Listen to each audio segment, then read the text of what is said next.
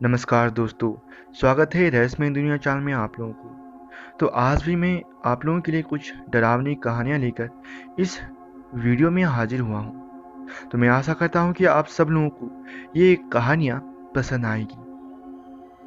तो चलिए शुरू करते हैं हमारी पहली कहानी से। मेरा नाम राजेंद्र यादव है और मैं उत्तर प्रदेश का रहने वाला हूँ।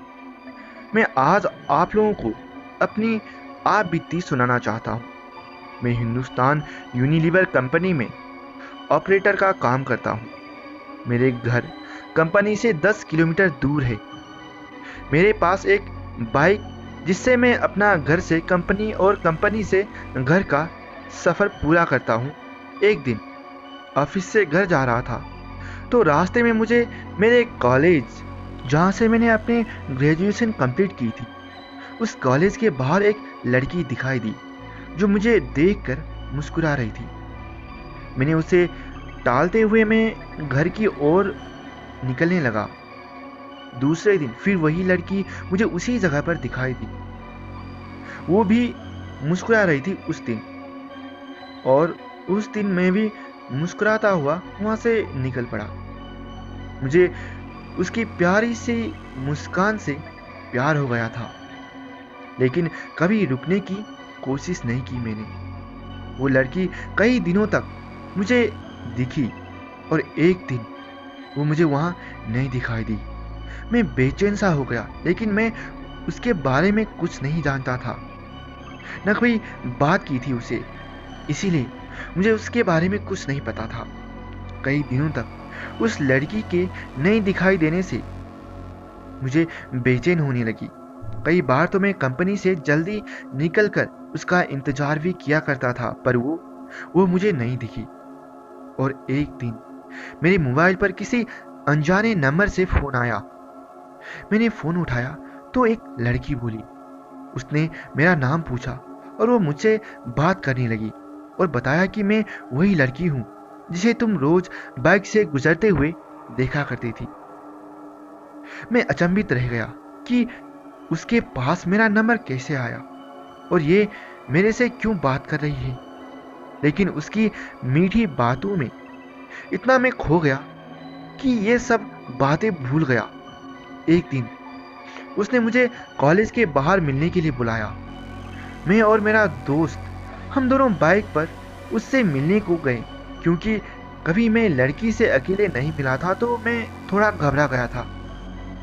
मैं और मेरा दोस्त जैसे ही कॉलेज के बाहर पहुंचे तो वहां वो लड़की कहीं पर भी नहीं दिखाई दी। मैंने काफ़ी फ़ोन लगाया, लेकिन फ़ोन नंबर स्विच ऑफ था। मैं घर लौट गया और घर में घुसते ही उसका फ़ोन आया। तो मैंने गुस्से से कहा कि हम वहाँ पर आए थे, इंतज़ार किए थे, पर आप तो वहाँ नहीं थे। तो उसने कहा कि तुम अपने दोस्तों को क्यों साथ में लेकर आए, मैं तुम्हें अकेले में मिलना चाहता था। मैंने कहा ठीक है। अगले दिन सुबह सुबह मैंने उसको फ़ोन लगाया, लेकिन उसकी मम्मी ने फ़ोन उठा लिया। मैं एक बार तो डर गया, लेकिन कॉलेज के प्रोजेक्ट का बहाना कर उससे बात करने को उसकी मम्मी से कहा। उसकी मम्मी ने कहा, पागल हो गए हो क्या? प्रिया को मरी तो 3 महीने हो चुके हैं। मैं हक्का बक्का रह गया और मेरे हाथ से मोबाइल छूट गया और मैं बुरी तरह कांपने लगा। मैंने सोचा कि जिस लड़की को देख रहा था और जिससे मैं बातें कर रहा था वो एक आत्मा थी। मुझे फिर भी विश्वास नहीं आया और मैंने अगले दिन फिर प्रिया की मम्मी को फ़ोन लगाया और सारी घटना उन्होंने सुनाई। तो उन्होंने कहा, मेरी बात पर यकीन ना हो तो मेरे घर आकर देख लो। मैं प्रिया के घर गया तो प्रिया के फोटो पर माला टंगी थी। उसकी माँ ये सब घटना सुनकर भावुक होगी, लेकिन उस दिन से मैंने अपनी वो सींग निकाल कर फेंक दी और नए नंबर ले लिए और फिर कभी उसका फ़ोन नहीं आया। लेकिन आज भी मैं अनजान नंबर से अक्सर सहम जाता हूँ। तो दोस्तों, आपको ये हमारी पहली कहानी कैसी लगी? तो आइए चलते हैं हम अब दूसरी कहानी की तरफ। दूसरी कहानी है मौत का कुआं, जहाँ इंतज़ार करती है मौत। मेरा नाम राजेश है और मैं राजस्थान के दौसा जिले में महुआ तहसील के एक छोटे से गांव में रहने वाला हूँ। हमारे गांव में एक ऐसा कुआं है जिसके पास कोई नहीं भटकता। इस कुएं के बारे में स्थानीय लोगों का मान्यता है कि आज से 50 साल पहले इस कुएं के आसपास के इलाके में काफी अच्छी बस्ती हुआ करती थी। लेकिन एक दिन उस कुएं से पानी भरते हुए एक औरत उस कुएं में गिर गई और उस वक्त वहां कोई भी मौजूद नहीं था और वो तड़प तड़प कर उस कुएं में मर गई। तब से उस औरत की आत्मा आते जाते राहगीरों को परेशान करने लगी और धीरे धीरे उस कुएं के पास से बस्ती उजड़ गई।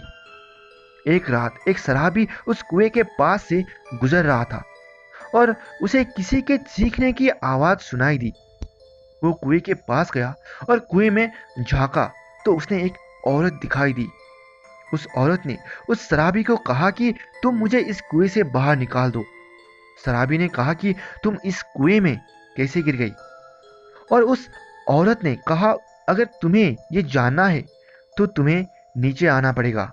शराबी घबराया और भागने की कोशिश करने लगा, लेकिन उसी समय उस औरत ने पीछे से धक्का मारकर उस शराबी को कुएं में धकेल दिया और वो कुएं में डूबकर मर गया।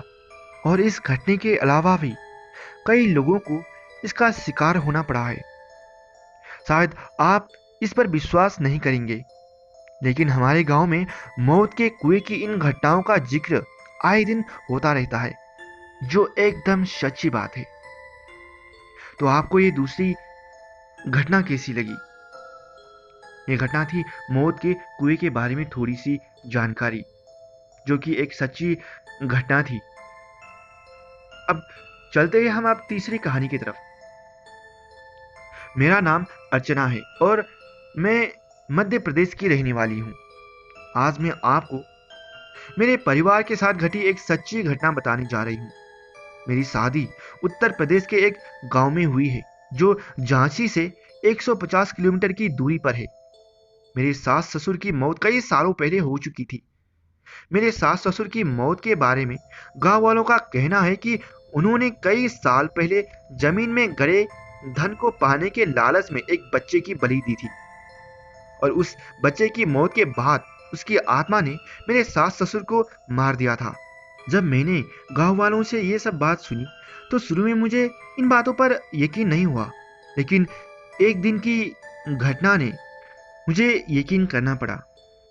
आज से 4 साल पहले मैं और मेरे पति दोनों अपने सास ससुर के घर में उनकी बरसी करने गए थे।